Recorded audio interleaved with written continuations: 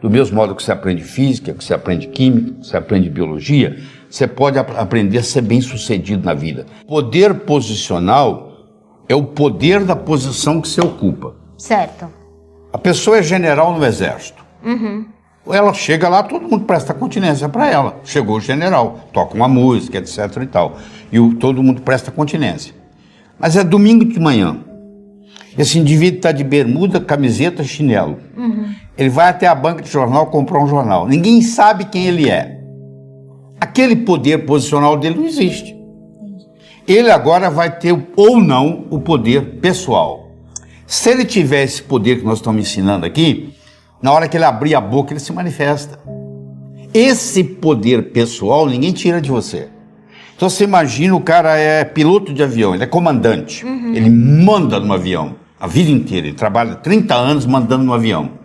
Um dia, ele fez 55 anos, ele tem que parar. Ele não tem mais avião para mandar. Pronto, eu tirei dele todo o poder posicional.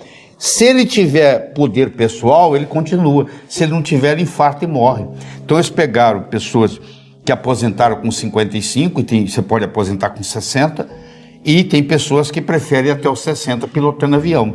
E fizeram um estudo e mostraram que aqueles que aposentavam com 55, nesses 5 anos, e os outros continuaram trabalhando, morreram 3 vezes mais. Porque tiraram do sujeito, é como se tivesse castrado ele. Tiraram o poder posicional dele e não sobrou, ele não aprendeu o poder pessoal, porque ele ficava, era só ele entrar no avião como comandante, ele mandava, ele não precisava de nada. Não tem nada errado em você ter um poder posicional, mas você tem que desenvolver o seu poder pessoal, porque o poder posicional você pode perder ele a qualquer momento. Agora o pessoal não. Eu posso sair daqui para a China, eu levo ele comigo. Entendi. Eu posso ir para Nova York, eu levo ele comigo. Na hora que eu abrir a boca, ele se manifesta. Se você sabe, mas não sabe que sabe, é como se você não soubesse. Concorda? Não tem aquela Coralina que aos 76 anos de idade virou escritora? Ela não sabia que ela era escritora até os 76 anos, quando ela lançou o primeiro livro. Tem um pintor que ele vai descobrir aos 80 anos que ele sabe pintar. Mas se ele sabe pintar, mas ele não sabe que sabe, é como se não soubesse. Então, quando você descobre algo que você pode fazer, é um renascimento, é um rebirthing. Você, poxa, finalmente eu descobri. Eu ensino as pessoas a levar para perto na hora que ela vai dormir, ela leva um copo d'água e ela faz a chamada técnica do copo d'água. Ela pergunta assim, ó, porque assim, o nosso cérebro funciona assim. Tudo aquilo que você vivencia nos últimos 20 minutos antes de dormir, rumina no seu cérebro a noite inteira. E tudo aquilo que você pergunta para o seu cérebro, porque nós dormimos em média 8 horas por noite. Então, se você que está me assistindo tem 30 anos, você passou 10 anos dormindo. Um terço da vida você passa dormindo. Você já pensou que bonito você aprender a colocar o seu cérebro para trabalhar para você enquanto você está dormindo? Olha o quanto que isso vai alavancar a sua vida. Então eu ensino a técnica antiga, milenar, do copo d'água. Eu faço a pergunta que eu estou querendo resolver hoje à noite, como é que eu vou fazer essa decisão amanhã? E eu tomo um pouquinho de água. E esse copo fica lá na cabeceira, lá no criado mudo. Amanhã eu acordo, vou lá, tomo outro golinho d'água. O meu cérebro faz uma conexão entre a pergunta e a resposta. É o que o Ivan Pavlov mostrava, que é um reflexo pavloviano.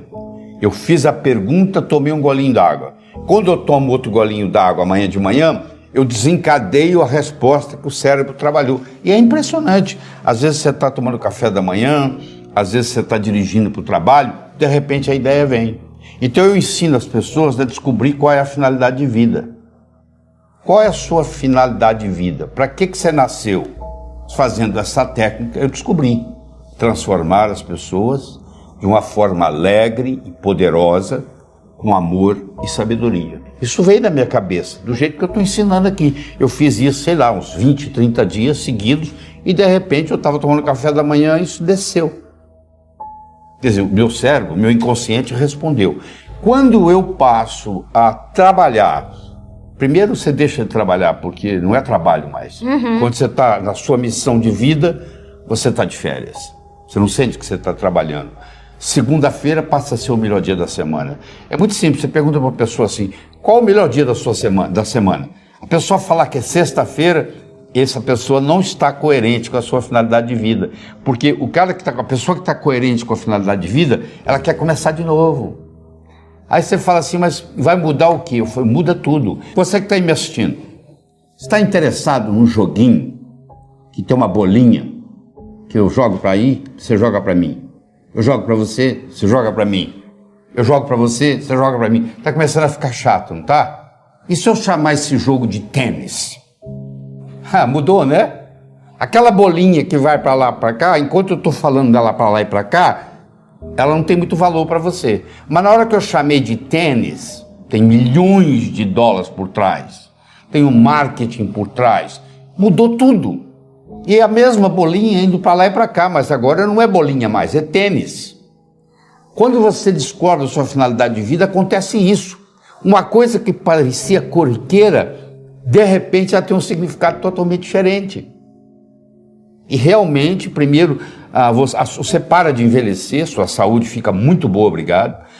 Você nunca mais vai ter problema financeiro na sua vida, desaparece do seu universo físico. E você começa a contribuir para a humanidade, que é o que está todo mundo aqui. São dois motivadores que você tem. Um é evitar sofrimento, o outro é procurar prazer. Tá. Então, tem pessoa que faz as coisas com medo da coisa ruim acontecer. Ele está evitando o sofrimento. Certo. Tem pessoa que, ao contrário, ela faz para procurar o prazer. 60% das pessoas no mundo operam a motivação no sentido de evitar sofrimento. E 40% operam no sentido de procurar prazer. Então vamos supor, vamos exemplificar isso. Eu tenho o João e o Pedro, são dois funcionários que trabalham comigo. Certo. E eu sou o chefe deles. E o João, eu descobri que ele evita sofrimento. Não dá para explicar aqui, porque senão ele demoraria muito tempo. E o Pedro, eu descobri que ele procura prazer. E eu vou fazer um projeto junto com o João e junto com o Pedro. Eu chamo o João na minha sala e digo assim, ô João, eu, você e o Pedro vamos fazer um projeto juntos. Deixa eu falar para você o que vai acontecer de ruim com a gente se esse projeto não der certo. Blá, blá, blá, blá, blá. Aí eu chamo o Pedro. O Pedro já é motivado por procurar prazer. Eu digo, Pedro, você, o João e eu vamos fazer um projeto juntos. Deixa eu falar para você o que vai acontecer de bom se nós fizermos um projeto bem feito. Olha que interessante. Eu motivei para fugir do sofrimento. Do chicote. E o outro eu mostrei a cenoura. É motivado pela cenoura e o outro é motivado pelo chicote. Todo ser humano tem um impulso para crescer. A pessoa nunca chega e fala, eu quero piorar. Todo mundo está querendo melhorar, não é verdade? Agora, que infelizmente, uma pequena minoria consegue isso, que a maioria navega na vida, a deriva. Cada vez o mundo está ficando mais complexo. O volume de informação hoje dobra no mundo a cada 12 meses. Você imagina, a cada 12 meses nós nos tornamos obsoletos, porque dobra a quantidade de coisa que a gente tem que aprender. Nós somos constantes aprendizes. Essa é a grande verdade. Existem pessoas que se fecham totalmente. Elas acham que já passou o tempo de escola, que agora não precisa aprender mais nada, que o que ela aprendeu é o suficiente para o resto da vida. O que não é verdade. Como o conhecimento dobra a cada 12 meses, aquilo que você aprendeu provavelmente vai servir muito pouco, porque muita coisa vai modificar. Antigamente a gente se formava, colocava o diploma na parede e vivia às custas dele. Hoje não dá. Hoje a gente tem que estar constantemente aprendendo coisas novas. O mundo hoje não é mais de quem sabe. O mundo hoje é de quem aprende. Porque quem sabe pode saber coisas que são obsoletas, que não servem mais. Muitas vezes o que atrapalha a gente não é o que a gente não sabe, é o que a gente sabe e que não funciona mais. Quando nós somos crianças, nós não temos nenhum medo de errar. Eu estou cansado de ver casais que vão com os filhos passar 1, 2, 3 anos fora, vão para os Estados Unidos, por exemplo. As crianças voltam falando inglês e o pai e a mãe não voltam falando inglês tão bem quanto as crianças. Porque o pai e a mãe ficam naquele negócio. Bom, quando eu estiver falando bem, aí eu vou falar. Só que para falar bem tem que praticar. Como a criança não tem essa dificuldade, ela não tem esse problema, o que acontece? Ela fala. Porque o erro é parte integrante do processo de aprendizado. O erro, quando bem interpretado, é altamente pedagógico. Quando tudo dá certo, você não aprende nada. Agora, quando dá errado, você pode aprender com erro. Então, a primeira sugestão que eu tenho para você, erre, porque é errando que você aprende. Se você fica com muito medo de errar, o que acontece? Você não aprende nada. Agora, tem uma coisa interessante. Tudo aquilo que eu aprendo com os dois lados do cérebro fica comigo para o resto da vida. Se eu aprendo a andar de bicicleta, mesmo que eu passe 20 anos sem andar, se eu subir numa bicicleta, eu ando. Se eu aprender a nadar quando criança e passar, sei lá, 30 anos sem entrar na água, se eu entrar na água, eu nado. Por quê? Porque eu aprendi com os dois lados do cérebro. Infelizmente, aquilo que a gente aprende na escola, a última prova que você fez como estudante na sua vida, se você repetisse essa prova hoje, você não ia tirar nem metade da nota que você tirou naquela época. Não é verdade? A maioria que você aprendeu, você esqueceu. Porque você aprendeu só um lado do cérebro. Em pedagogia, existe uma parte da pedagogia chamada heurística. Heurística é o método educacional que consiste em fazer descobrir pelo aluno o que se lhe quer ensinar. Ou seja, o próprio aluno vai descobrindo o processo e quando você descobre aquilo, meu amigo, acabou, ninguém tira aquilo de você mais. Então você tem que colocar um disco quebrado na sua cabeça quando você está assistindo aula, e o dia esse disco quebrado só diz uma coisa: o que ele ou ela, professor, professora, quer que eu aprenda desse assunto. Esse disco quebrado vai ficar rodando durante todo o período da aula que você está assistindo, e você vai anotar não mais palavras ou números, você vai passar a adotar ideias. Esse aqui é o grande segredo. O que é inteligência? O que você acha que é inteligência? Qual seria a sua definição de inteligência? Inteligência é a habilidade em fazer distinções, fazendo visível o invisível e com isso podendo intervir. Se alguém estiver envenenando a minha água com arsênico e eu não sei, eu vou continuar tomando a água e posso morrer envenenado. Eu só vou parar de tomar a água se eu estiver consciente de que eu estou sendo envenenado. Ou seja, na hora que eu fiz a distinção, que eu parei de beber água. Aquele que pode ver o invisível, pode fazer o impossível. Se eu consigo ver algo que você não consegue, eu consigo fazer algo que você não consegue.